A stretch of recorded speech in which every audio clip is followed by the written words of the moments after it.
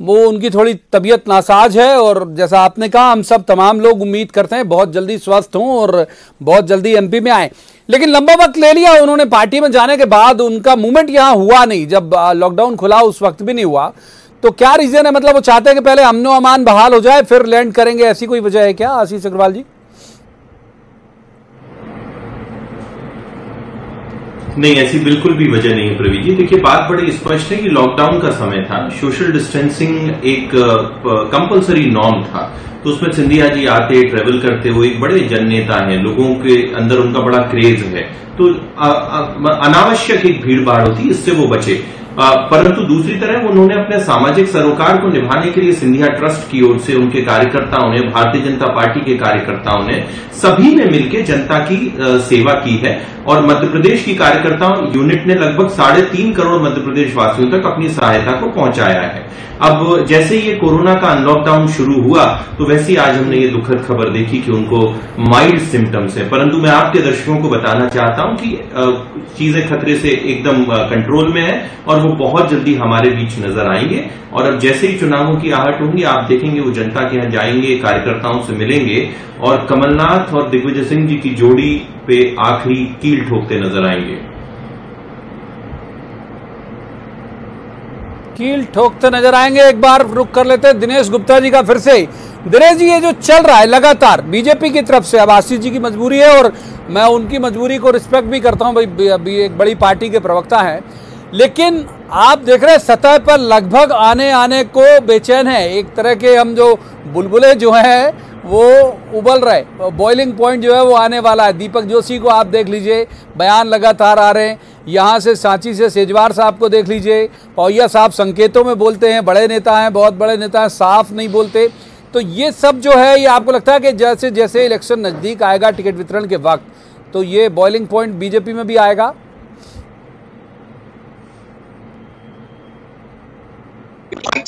प्रतिक्रिया होगी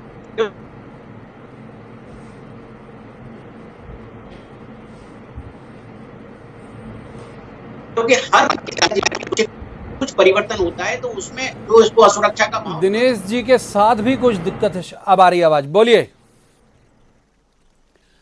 दिनेश जी, अगर आपकी आवाज साफ आ रही होगी तो हम जरूर सुनेंगे। क्या कह रहे हैं आप?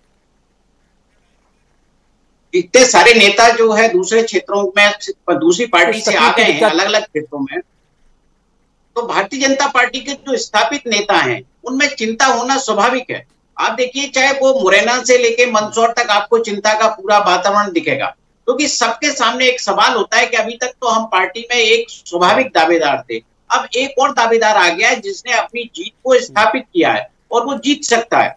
तो जो प्रतिस्पर्धा का माहौल होता है, उस प्रतिस्पर्धा के माहौल में ये जो असुरक्षा ज्यादा दिखाई देती है। हमने ये देखा है कि भारतीय जनता पार्टी हो या कांग्रेस हो, जब तक जो है संगठन में कार्यकर्ताओं का सहयोग नहीं हो, जब तक आपका व्यक्तिगत आपकी कोई जो है एक टीम ना हो, तो थोड़ा सा चुनाव में मुश्किल होता है। हमने ये देखा था जब उमा भारती जी पार्टी छोड़कर गई थी तब क्या स्थिति हुई थी, कितने जो है भारतीय जनता पार्टी की सेहत पे फर्क पड़ा था। 2008 के विधानसभा चुनाव का परिणाम याद करिए, उनकी पार्टी पूरी जोर से मैदान में थी, लेकिन तब भी नहीं हुआ।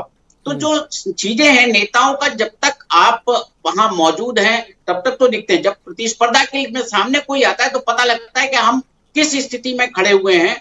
तो ये जो भी आप देख रहे हैं कि बुलबुले, ये सब मुझे लगता है बिल्कुल ठीक कह रहे हैं। रवि सक्सेना जी जुड़ गए हमारे साथ, बहुत देर से जुड़े हैं। रवि सक्सेना जी की तरफ चलते हैं, रोकूंगा आपको दिनेश जी, रवि जी की तरफ चलते हैं। रवि जी, एक पार्टी में जो लिस्ट जारी हुई, कई बड़े बड़े नेता उन्होंने ग्वालियर चंबल के नीचे किए, जिनमें कुछ केंद्रीय मंत्री भी हैं, इन्हें ऊपर किया, फिर भी आप लोग नाराज थे। जिस दिन ये लिस्ट आई आपने कहा 6ठे नंबर पर भेज दिया, हम तो महाराज मानते थे, हमारे यहाँ तो नंबर 2 लीडर थे। रवि सक्सेना जी, आपकी टिप्पणी।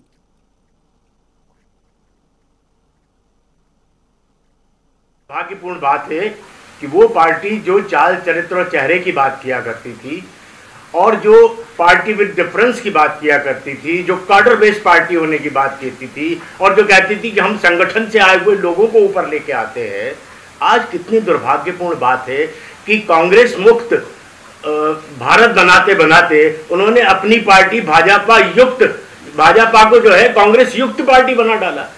और वो ज्योतिरादित्य सिंधिया जी, जिन्हें की कांग्रेस पार्टी में राष्ट्रीय स्तर के नेता का मान प्राप्त था, टॉप 5 लीडर्स में उनकी गिनती हुआ करती थी, आज वो स्टेट में भारतीय जनता पार्टी की स्टेट यूनिट में 6वें नंबर पर पहुंच गए। तो आप समझ सकते हैं, जैसे ही वो पार्टी में आए, शिवराज जी ने उनके स्वागत भाषण में कह दिया कि ये विभीषण को हम ले आए। पहले दिन उनका बड़ा स्वागत कर दिया। फिर उमा भारती जी बोले कि कई समुद्र में है हमारा बीजेपी, तो कई नदी नाले मिलते रहते हैं, आ गए ये भी। नरेंद्र सिंह तोमर जी बोलते हैं कि अरे भाई कौन है ये सिंधिया। नहीं तो लेकिन ये टॉप 5 वाले नेता को बहुत परेशान किया भाई आपने। वो तो कह रहे हैं कि आप लोगों ने इतना तंगाया कि वो चले गए मजबूरी में। नहीं, कहाँ तंगाया मुझे आप बताएं। उनको सांसद का टिकट दिया, अब उनकी जनता ने उनको हरा दिया, तो उसमें कांग्रेस पार्टी क्या करेगी भाई। आप इतने बड़े नेता थे, इतने बड़े जनसेवक थे, आप 17 साल से क्षेत्र की जनता की सेवा कर रहे थे और 1-1.25 लाख वोट से जनता ने आपको हरा दिया, तो क्या कांग्रेस पार्टी का उसमें दोष है? भाई आपने काम नहीं किया तो आपको हरा दिया।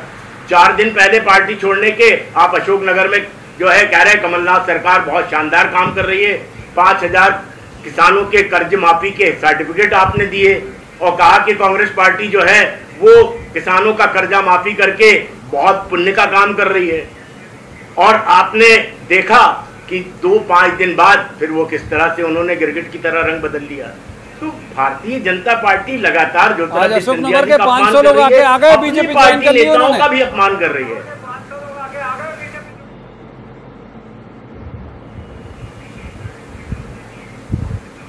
हेलो, अरे मैं कह रहा हूँ आज अशोकनगर जिसका आप जिक्र कर रहे हो वहां के 400-500 लोग आके बीजेपी ज्वाइन कर चुके भाई। तो लोग अगर ज्वाइन कर रहे हैं तो उसमें से 80% तो भाजपा के ही कार्यकर्ता हैं, जो आपको कांग्रेस के कार्यकर्ता बना के वहां पे पेश किए जा रहे हैं। अशोकनगर में अगर सिंधिया जी के साथ 500 कार्यकर्ता होते तो मैं समझता हूं कि आशीष चक्रवाल जी आप अपने लोगों को ला के भीड़ दिखा रहे हो और आप ये कह रहे हो कि ये सब कांग्रेसी देखिए भाजपा बन रहे हैं, जबकि आपके लोग हैं। आशीष चक्रवाल जी,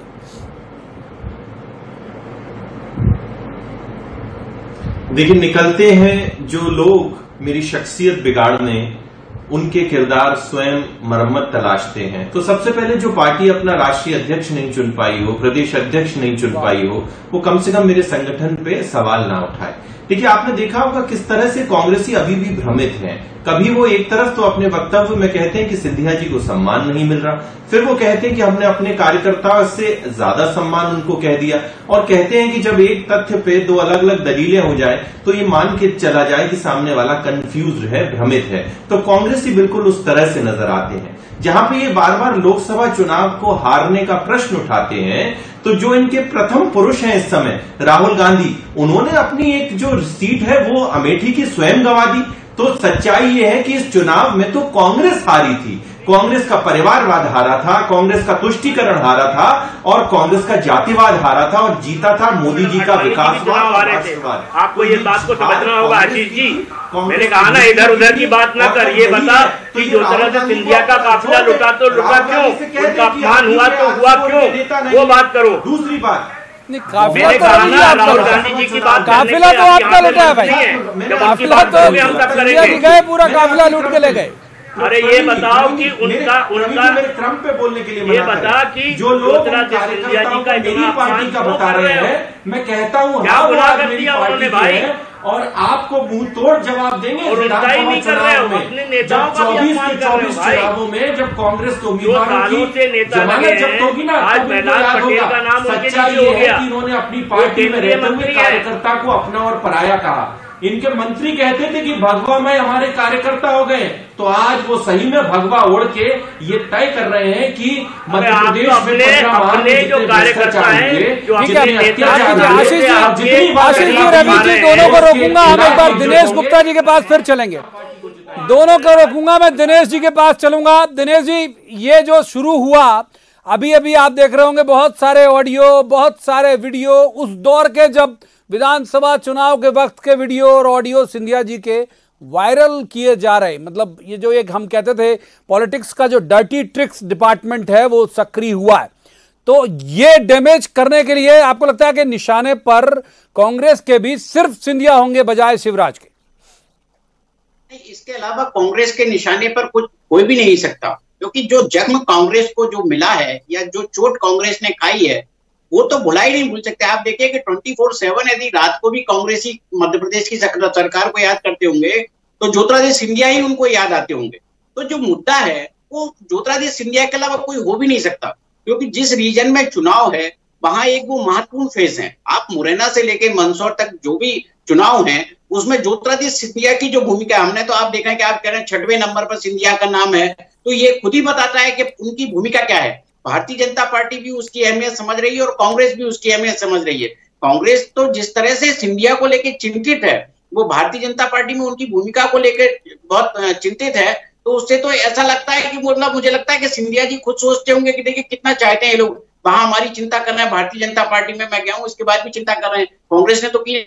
लेकिन आप देखिए इसके अलावा कोई अच्छा, जो मैंने आशीष जी से पूछा था आपसे भी पूछूंगा कि अभी इस बीच जो उनकी झिझक थी एमपी आने की, आज तो चलिए बीमार है, मैं फिर कह रहा हूं बार बार जल्दी सेहतयाब हों, लेकिन जो उनके अभी लॉकडाउन खुलने के बाद भी वो जो उनका मूवमेंट नहीं हुआ, तो शायद वो चाहते होंगे कि बीजेपी पहले सेटल डाउन कर ले पूरा, फिर वो आए यहां।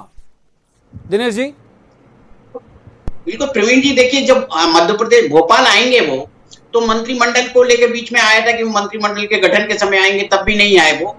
उनका जो भोपाल आना है वो बहुत लोगों को प्रतीक्षा है, राजनीतिक तौर पर भी प्रतीक्षा है। अभी तक हम ये देख रहे हैं कि जो मंत्रिमंडल है उसका विस्तार भी अटका हुआ है। लोगों की दिलचस्पी है कि आखिर ये मंत्रिमंडल का विस्तार जो है अटकना और सिंधिया जी का ना आना, इनमें कोई जो है कोई तालमेल है क्या, या कुछ उस तरह की कोई बात है जो सिंधिया जी अभी तक नहीं आए हैं। अब तो 17 तारीख के 18 तारीख को तो उनको आना ही पड़ेगा यदि आना चाहेंगे वो, क्योंकि 19 को तो वोटिंग ही है। लेकिन जो सिंधिया का हमने देखा था कि जब कांग्रेस पार्टी में भी वो थे, जब उनकी सरकार यहाँ थी, तो भोपाल की पॉलिटिक्स वो नहीं करते थे, वो सामान्यतः अपने आप को दिल्ली पर केंद्रित रखते थे। मुझे लगता है कि भारतीय जनता पार्टी में भी उन्होंने अपनी भूमिका दिल्ली तक ही केंद्रित करके रखी हुई है। ठीक बात है, माफ कीजिए, वक्त अब इतनी ही चर्चा की इजाजत देता है। तीनों मेहमानों का बहुत बहुत शुक्रिया, लेकिन जो दिनेश जी बात कह रहे थे उससे मैं सहमत हूं, बड़े कद के नेता हैं।